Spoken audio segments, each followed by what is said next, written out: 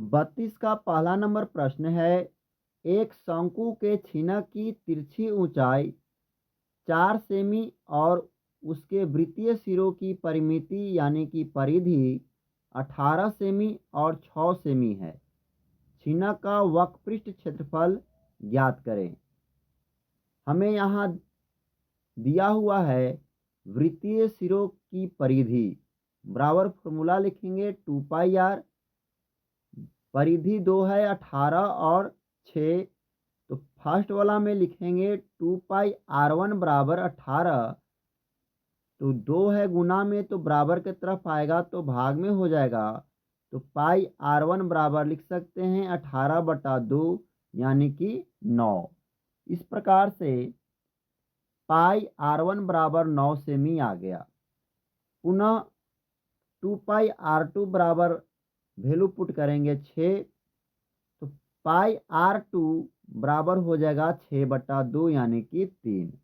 इस प्रकार से पाई R2 का वैल्यू 3 आ गया। हम जानते हैं कि छिनक का वक्रपृष्ठ क्षेत्रफल बराबर होता है pi into R1 plus R2 into L. Pi बाहर से गुना कर लेंगे तो pi R1 plus pi R2 into L होगा।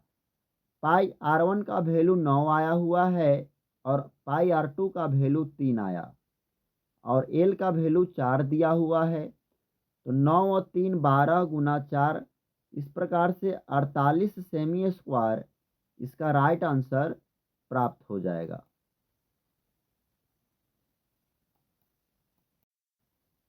बत्तीस के दूसरा नंबर प्रश्न है।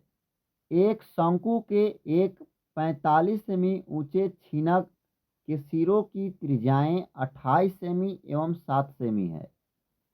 इसका आयतन वक्रपृष्ठ क्षेत्रफल एवं कुल पृष्ठ क्षेत्रफल ज्ञात करें। हम जानते हैं कि छिनक का आयतन बराबर होता है 1/3 पाई H इंटू R1 का स्क्वायर प्लस R2 का square plus R1 into R2। अब इस पे हम वैल्यू को पुट करते हैं तो 1/3 22/7 गुना H का वैल्यू 45, R1 का वैल्यू 28 है तो 28 का स्क्वायर प्लस R2 का वैल्यू 7 है तो 7 का स्क्वायर प्लस 28 गुने 7। फार्मूला बेस पे लिखेंगे 28 का स्क्वायर होता है 784 प्लस में 28 प्लस 196 हो जाएगा। अब 1/3 गुना 22/7 गुना 45 गुना सभी को ऐड करेंगे आएगा 1029। काटते हैं 3 से तो 15 या 45, 7 से काटेंगे तो 147 से कट जाएगा 1029। अब हम इसको गुना करेंगे आपस में तो 48,510 सेमी क्यूब छिनक का आयतन प्राप्त हो जाएगा। अब इसके बाद निकालना है हमें वक्रपृष्ठ क्षेत्रफल। तो वक्रपृष्ठ क्षेत्रफल निकालने के लिए हमको एल का मान चाहिए, तो सबसे पहले एल निकाल लेंगे। एल बराबर √H² plus R1 plus R2 का होल स्क्वायर बराबर में लिखेंगे √H का वैल्यू है 45, तो 45 का स्क्वायर जोड़ 28 माइनस 7 यहाँ माइनस में है का स्क्वायर, तो इस प्रकार से यह हो जाएगा 45 का स्क्वायर 20/25 प्लस में 28 से 7 घटेगा 21 आएगा, 21 का स्क्वायर होता है 441। दोनों को ऐड करेंगे तो आएगा √2466, इसका वर्गमूल करेंगे तो आएगा 49.65 सेमी। अब वक्रपृष्ठ का क्षेत्रफल बराबर होता है pi into R1 plus R2 का R1 plus R2 into L. Formula base पर वैल्यू को पुट करते हैं तो वैल्यू आ जाएगा 22/7 गुने 28 प्लस 7 गुना 49.65।